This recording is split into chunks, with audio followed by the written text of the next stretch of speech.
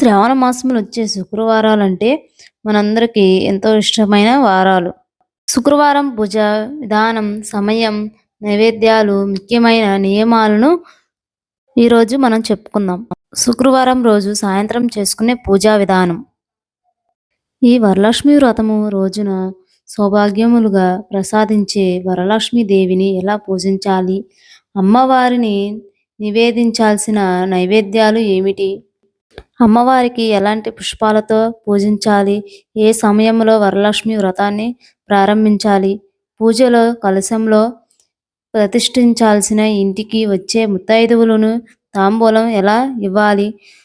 సాయంత్రం పూజ ఏ సమయంలో చేసుకోవాలి అంటే కుంభ లగ్నంలో అంటే సాయంత్రం 6:16 నుండి 7:52 మధ్యలో వరలక్ష్మి వ్రతాన్ని చేసుకోవాలి. త్వరగా పనంతా పూర్తి చేసుకొని 6:16 పూజ మొదలు పెట్టుకోవాలి. ముందుగా తులసి చెట్టు దగ్గర పూజ చేసుకోవాలి. సాయంత్రం పూజా విధానం. మీ దగ్గర ఉన్న ఒక చెక్కపీటను తీసుకొని దాని నిండా పసుపు రాసి బియ్య పిండితో ముగ్గు వేయండి. ముగ్గు మీద పసుపు కుంకుమ వేసేసి పీటకు చుట్టూ కుంకుమ బొట్లతో అలంకరించండి. అలంకరించిన తర్వాత 3 గుప్పెళ్ళ బియ్యం పోసి బియ్యం మీద పసుపు కుంకుమ వేయాలి. లక్ష్మీదేవి పటాన్ని తీసుకొని గంధంతో బొట్లు పెట్టాలి. పటం దగ్గర పసుపు కుంకుమ, అక్షింతలు, పూలు వేసి అమ్మవారికి నమస్కారం చేసుకోవాలి. మీ దగ్గర రాగి, స్టీలు, ఇత్తడి ప్లేటు తీసుకొని కలశానికి సిద్ధం చేయాలి. ఒక ఇత్తడి ప్లేటు తీసుకొని బియ్యం పోసుకొని పసుపు కుంకుమ, పూలు, అక్షింతలు, గంధం వేసుకొని నమస్కారం చేసుకోవాలి. ఒక ఇత్తడి చెంబు తీసుకొని చెంబు చుట్టూరు పసుపుతో బొట్లు పెట్టి అలంకరించుకోవాలి.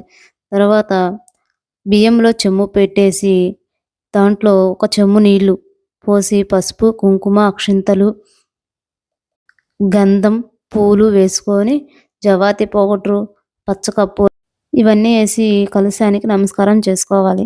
5 తమలపాకులు లేదా మామిడి ఆకులు తీసుకొని 5 ఆకులకి గంధంతో బొట్లు పెట్టి చుట్టూ 5 ఆకులను పేర్చండి. ఒక పీచు ఉన్న కొబ్బరికాయని తీసుకొని కాయకు బొట్టు పెట్టి కాయను కలశంలో పెట్టాలి.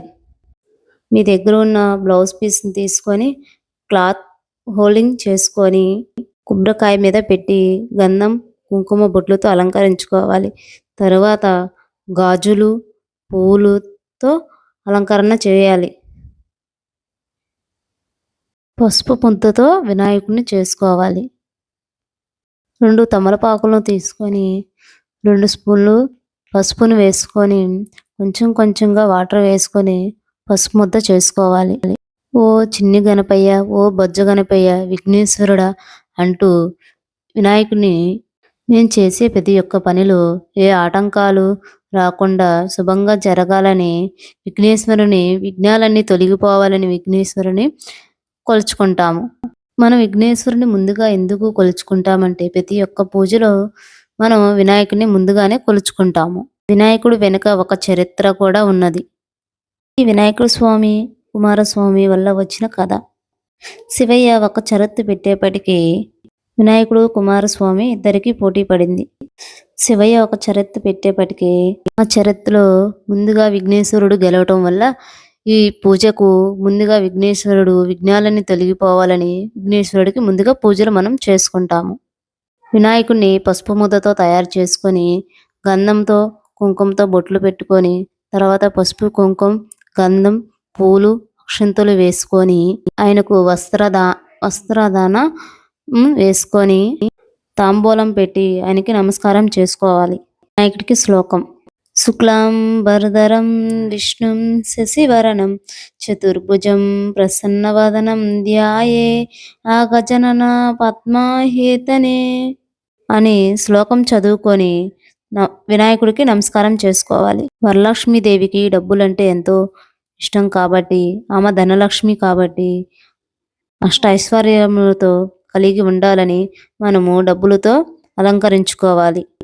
తర్వాత లక్ష్మీదేవికి చిట్టి గాజుల మాల, వస్త్రదాన మాల, పూలమాల, పూలతో అమ్మవారిని అలంకరించుకొని ఎంతో అందంగా అలంకరించుకోవాలి. అమ్మవారికి ఎర్రని పూలు అన్నా, ఎర్రని గులాబీ పూలన్నా, మందార పూలు, చామంతి పూలు అంటే ఎంతో ఇష్టం కాబట్టి మనం ఆ పూలతో అలంకరించుకోవాలి. లేదంటే మీ సమీపంలో ఉన్న పూలు ఏ పూలైనా అమ్మవారికి సమర్పించుకోవచ్చు. కలశం దగ్గర కూడా అలంకరణ చేసుకొని కలశం చుట్టూ పూలతో అలంకరించుకొని ఒకసారి కలశానికి నమస్కారం చేసుకోవాలి. అమ్మవారికి ప్రీతికరమైన పసుపు కొమ్ములు, ఒక్కలు, ఎండు ఖర్జూరం, పసుపు కుంకం, గాజులు, గవ్వలు, శివచక్రాలు, విష్ణు చక్రాలు, గోమతి చక్రాలు, తామర గింజలు, గురువింద గింజలు అంటూ అమ్మవారికి ప్రీతికరమైన వస్తువులన్నీ అమ్మవారి ముందు పెట్టుకొని డబ్బులు, ధూపం వేసుకోవాలి. ధూపం వేసుకొని తరువాత అమ్మవారికి తెల్లదారపు కండ తీసుకొని 9 సార్లుగా 9 పోగులు పోసుకుంటూ అమ్మవారికి దారం తయారు చేయాలి. పోగుకి పసుపు రాసి మీ దగ్గరున్న లక్ష్మీదేవి రూపు కానీ పసుపు కొమ్ము కానీ తీసుకొని పసుపు కొమ్ముకి దారం వేసి అమ్మవారి మెడలో వేయాలి. ఒక్కసారి అమ్మవారికి నమస్కారం చేసుకోవాలి. తరువాత కలశానికి కంకణం కట్టాలి. అవి కూడా 3 పోగులు తీసుకొని ఒక తమలపాకు తీసుకొని చుట్టి ముడివేసి కంకణం కలశానికి కట్టాలి. తోరణం ఎలా కట్టుకోవాలంటే 9 సార్లు 9 పోగులు తీసుకొని 9 ముళ్ళు వేసి పూలతో లేతే మామూలు ముళ్ళు అయినా వేసుకోవాలి. అది ఎప్పుడు కట్టుకోవాలి, ఎలా కట్టుకోవాలి అనేది నేను చెప్తా. పూజించిన తోరణాన్ని ముందుగా అమ్మవారిని పాదాల వద్ద ఉంచి ఆశీర్వాదం పొందాలి. లేదా అనంతరం ఇంట్లోని పెద్దవారు లేదా ముత్తైదువులు కుడి చేతికి తోరణం కట్టించుకోవడం వల్ల సంప్రదాయం. అమ్మవారికి వాయనం చీర, జాకెటు, తాంబూలం, పసుపు కుంకం, వక్కలు, పసుపు కొమ్ములు, పూలు, కంకణం అంటూ అమ్మవారికి మంగళకరమైన వస్తువులన్నీ పెట్టి అమ్మవారికి వాయనంగా ఇవ్వాలి. ముత్తైదువులకు వాయనం ఎలా ఇవ్వాలో, ఎంతమందికి ఇవ్వాలనేది చెప్తా. 5గురికి వాయనం ఇవ్వాలి. 5గురికి తగ్గట్టుగా మీ దగ్గర ఓపిక ఉన్నట్లు జాకెట్ ముక్క లేదా చీర ఏదైనా పెట్టుకోవచ్చు. జాకెట్ ముక్క, తాంబూలం, ఒక్క, గాజులు, కాయలు, పూలు, 1 రూపాయి నాణ్యము, పసుపు కుంకం, పసుపు కొమ్ములు, ఎండు ఖర్జూరం వంటి మంగళకరమైన వస్తువులన్నీ ముత్తైదువులకి ఇవ్వాలి. మనం ముందుగానే ముత్తైదువులకి వాయనం ప్రిపేర్ చేసుకొని ఆడ పెట్టుకొని అమ్మవారి పాదాల దగ్గర ఉంచుకొని అమ్మవారి ఆశీస్సులతో చల్లగా సంతోషంగా ఉండాలని, అష్టైశ్వర్యములతో కలిగి ఉండాలని అమ్మవారిని ప్రార్థిస్తూ పొంగళ్ళు, సద్ది, పరవానము, పచ్చిపప్పు, చక్కెర పొంగలి, పానకము, బెల్లము, శనగలు ఇవన్నీ అమ్మవారికి నైవేద్యంగా సమర్పించాలి. ఇంకా గారెలు, బూరెలు, పూర్ణాలు, పులిహోరం అంటే కొన్ని మీకు వచ్చిన వంటకాలలో అమ్మవారికి ఒక నైవేద్యమైనా పెట్టి అమ్మవారికి నమస్కారం చేసుకోండి.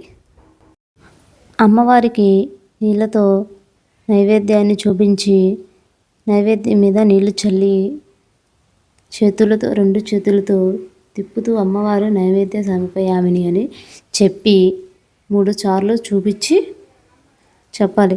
చెప్పిన తర్వాత దండం పెట్టుకోవాలి. తర్వాత ఆకుతో ఒకసారి తిప్పి నీళ్ళు కింద వదలాలి. హారత గంటలో కర్పూర బిళ్ళ వేసుకొని వరలక్ష్మీదేవికి మంగళహారత పడదాం. శ్రీలక్ష్మీ మహాలక్ష్మి వరలక్ష్మి మంగళం. శ్రావణమాస వరలక్ష్మి విష్ణు ప్రియ మంగళం. ఆదిలక్ష్మి మంగళం. ఐశ్వర్యలక్ష్మి మంగళం. శుక్రవార మహాలక్ష్మి గృహలక్ష్మి మంగళం. హరి వల్లభే మంగళం. పద్మాసనే మంగళం. పద్మప్రియే మంగళం. మణి వరం భాషవనం మంగళం. అని అమ్మకు హారతి ఇచ్చుకుంటూ మంగళహారత పడి అమ్మకు సంతోషంగా మంగళహారతులు ఇవ్వండి. ఇచ్చిన తర్వాత అమ్మవారికి నమస్కారం చేసుకోండి. ఇంకా మరెన్నో పూజలు చేసుకోవాలని అమ్మవారి ముందు నమస్కారం చేసుకోవాలి. మీ దయ లేకుండా ఏ పని కార్యక్రమాలు జరగవు తల్లి అంటూ అమ్మవారికి నమస్కారం చేసుకోండి. కూర్చుని అక్షింతలు తీసుకొని మీ మనసులో ఉన్న కోరికలన్నీ కోరుకొని అమ్మవారిని మనసులో తలుచుకుంటూ 3 ప్రదక్షిణలు తిరిగి అక్షింతలు అమ్మవారి పాదాల చెంతన వేయాలి. ఇప్పుడే మీరు కానీ మా ఛానల్ కానీ చూస్తున్నట్లయితే లైక్ చేసి కామెంట్ పెట్టి విజిట్ చేయండి. మరెన్నో వరలక్ష్మీదేవి పూజా విధానం వీడియోస్తో మళ్ళీ వస్తాము. నమస్కారం.